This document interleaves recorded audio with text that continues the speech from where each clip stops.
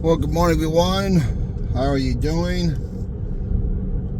And I'm just gonna give you another update on my wife's 2023 Toyota Corolla SC. We've had this car for exactly 1 year and a day. 1 year ago yesterday, I got my wife her first new car, and I guess you could call it an 11th anniversary gift. And she's going in for a second maintenance stop, as well as our yearly inspection here in the state of New York. Now, when you buy a new Toyota, when we bought it, you get 2 years and 25,000 miles of maintenance on it for free. So, even though today's a second maintenance stop, this is going to be our first oil change, because Toyota actually uses 10,000 mile motor oil in its cars. And right now, my wife's car is about to just cross over 9,800 miles. So, it'll be a little bit short, but she's on vacation. I have the time to do it now. So that's what I'm going to do today as well. The inspection is due by the end of the month, so I'll just get that out of the way as well.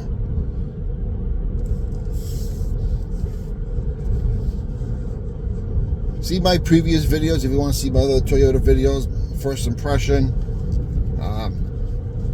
Some updates I did on it, nothing major, just basic. Nice floor mats. I did get some seat covers. My wife wanted some. We had this beautiful red and black cloth interior, but she was afraid about wearing it down, and so we got leather, custom, pleather, I guess you could call it pleather car seats, also red and black. I'll give you a short video of that later on. Pretty nice. Got them on Amazon. But my impressions of the car so far have not really changed. My wife has complained about a rattle. I don't hear one right now. But it seems like every car I give my wife, it has some rattle. No matter what it is. So I think she throws something underneath the seats, and that's what she's hearing, because I am not hearing no rattle.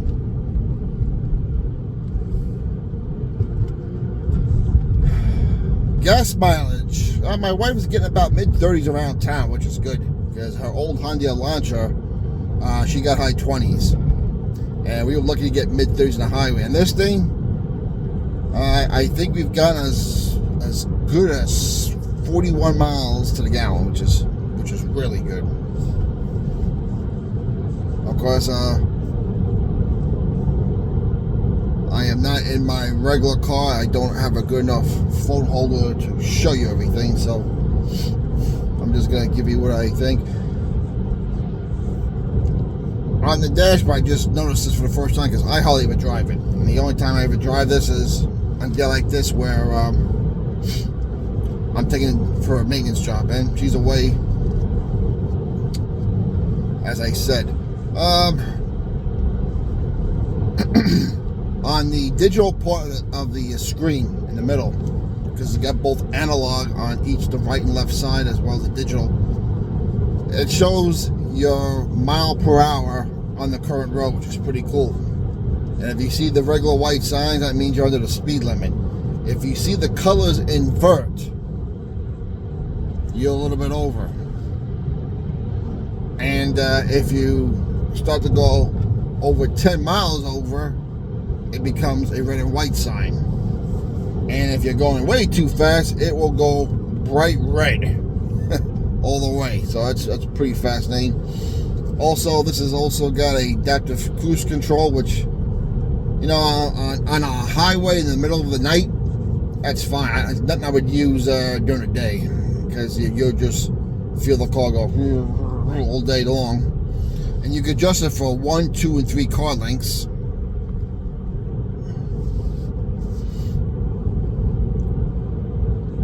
Car rides very smooth. Also got a black and red steering wheel cover to protect the leather steering wheel she got with this car. Controls are on the wheel for your radio, your Bluetooth phone, and looks like your traction control buttons also on here. Basic digital display on the navigation system slash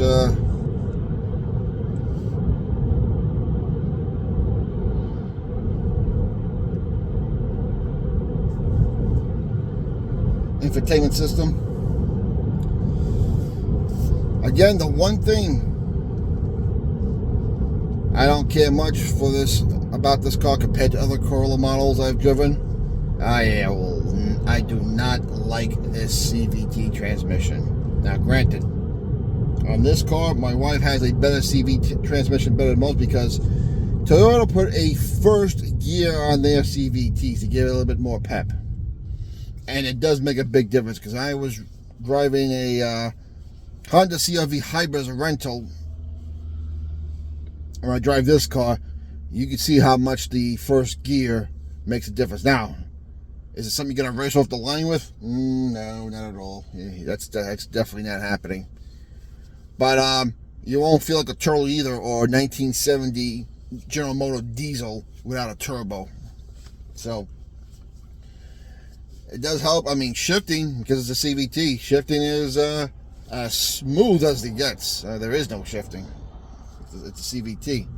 Well, from first to CVT anyway.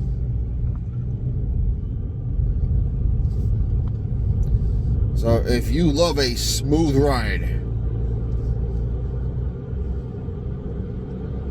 which makes the car also a little bit quieter, you'll love the CVT transmission. Me, I like the traditional.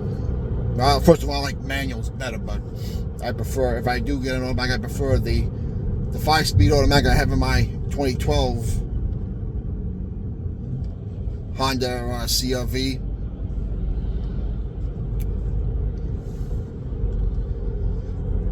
Or any other traditional automatic transmission I had.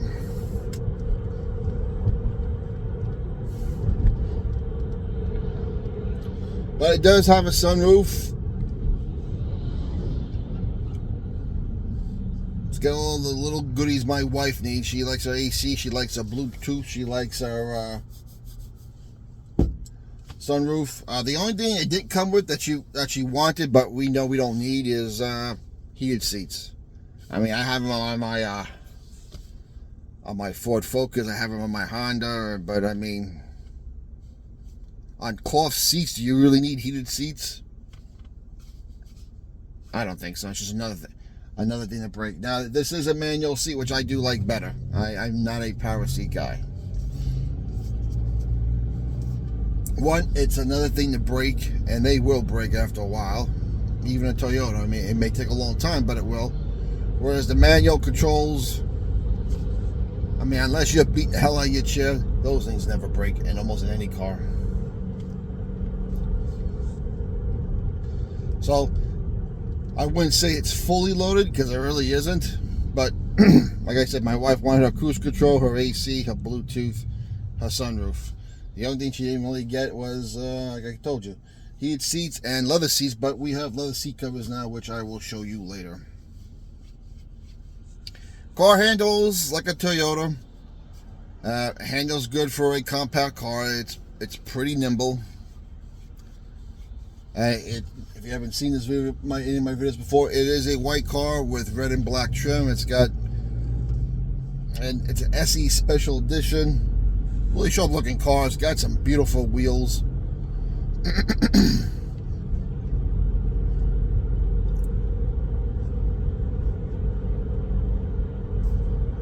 But compact cars have come a long way.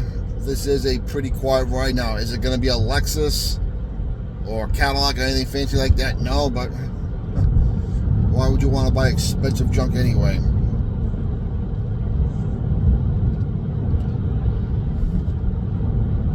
There is road noise on this car with the tires that it came with. I mean, it came with all-season radios, but is it deafening? No, it's not deafening at all. I mean, My wife has enjoyed the car. I mean, now that I'm retired, she gets out more, she does more things, so she drives way more. I mean, she's now doubled her mileage from a year. I mean, she used to average about 5,000 miles a year. I mean, she almost made the 10 this year, so oh, good for her anyway.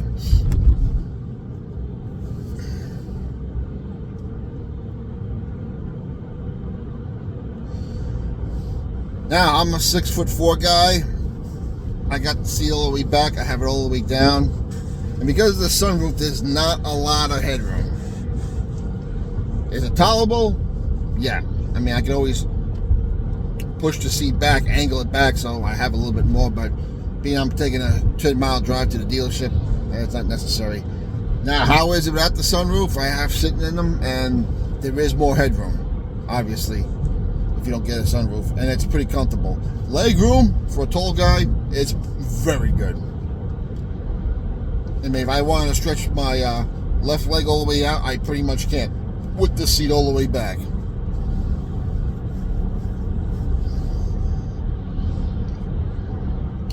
So the car is comfortable. The seats are comfortable. I mean, but now that I got these cushioned leather car seats, it's even more comfortable now than it was before. And the seats on this car were comfortable to begin with. Again, is it going to be like a luxury car like a Lexus? No, but for long trips or fairly long trips, I would imagine you do pretty fine. Unless I did find my wife's old Hyundai Elantra, and this car's even better. Climate control is pretty simple. You got the old time push button buttons on it, which I like, and it works real good. The AC in this car is pretty cold, and the heat in the winter, it gets you nice and toasty.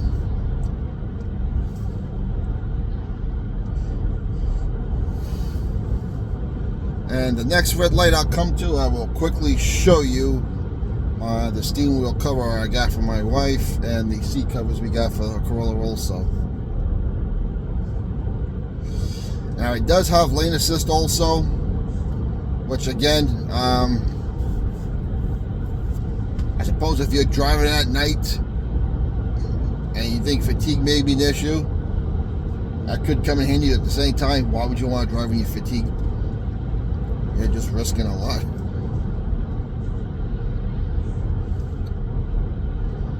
But the next traffic light we come to, I will give you a quick what the steering wheel looks like, the front analog controls, the AC controls, and I'll show you the leather seats also. Nope, just turned green. You have to wait a little bit longer.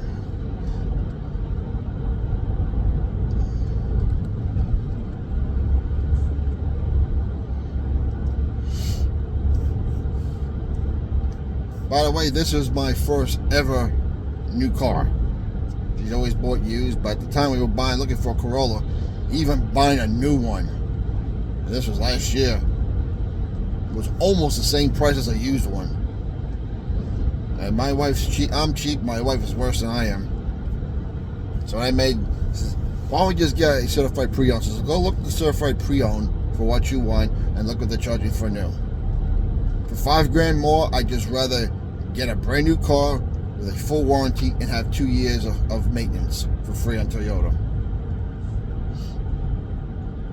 And it was difficult to find one at the time. I mean, I had to drive about 100 miles to New Jersey, to pick this car, because to find the one my wife wanted, which is basically an SE model, and she wanted white, and it was tough. And because it was tough, I mean, they didn't wiggle on the price because they didn't have to. What you gotta do? Good news is, even though the finance rate was high, I played the game to get the car I needed, and I paid it off right away.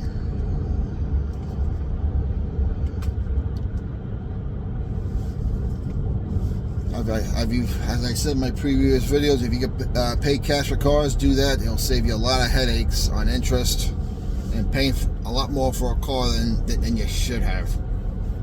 The rear view mirror is a regular mirror, nothing electronic on it, which I like. Like I said, the more electronic stuff you put on it. Oh, we finally have a red light. Never mind. False alarm, it went green. More stuff that could break. If you see my videos, you know I drive a Jeep. I've been driving a Jeep for over 25 years, whether it's both my Wranglers or my current Gladiator. I like simple. I like non-electronic. I like my cars to work and stay out of the shop as much as possible, except for maintenance.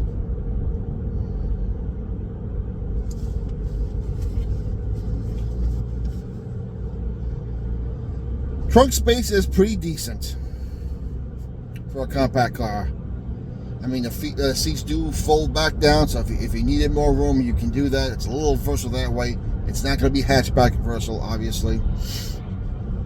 But my wife prefers sedans over hatchbacks. I'm the opposite. I like the versatility of a hatchback better myself, and I just like the way they look.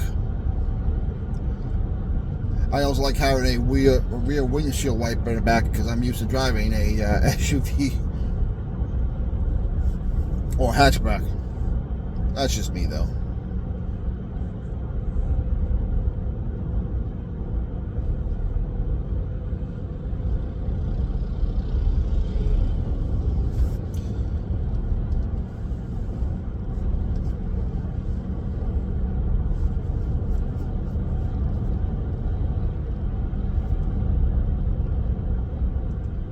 I'm quiet now because I'm hoping you can hear how quiet the car is. I mean, the only thing you really hear is the tire road noise. And that's it.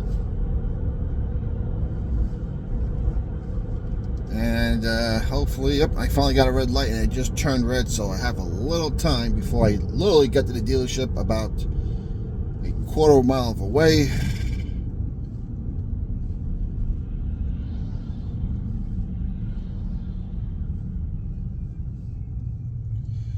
Green arrow for them. All right, I can show you what it looks like now. Here is the steering wheel. There is the dashboard. Analog and digital. Your infotainment system. Your climate controls. Here is the steering wheel cover. And these are my wife's new leather seat covers. You see red and black. If you want to know what the actual interior looks like, go to my earlier videos on the Toyota Corolla. As per everything, Toyota does everything really, really nice. They're not the most innovative company, but they wait for everyone else to develop something, and what they usually do, they usually end up making it better than anyone else anyway. So, you know, the old Toyota motto, 1% of increments over time improves to a well-refined car. And since Toyota's been making the Corolla since I think 1963, 60 years, I would say definitely longer than any other compact car in this country. Someone correct me if I'm wrong. But that's why so many people love them.